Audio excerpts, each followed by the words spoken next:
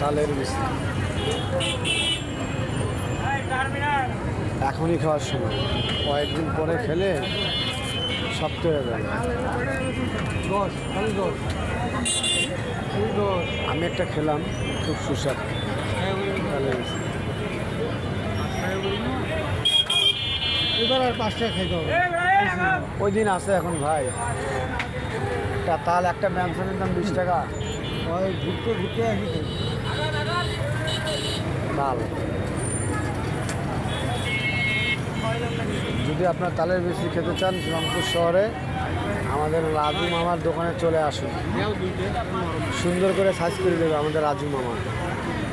হ্যাঁ, সিটি অপোজিটে শহীদ জওয়ার মার্কেটের সামনে সদর হাসপাতাল গেট।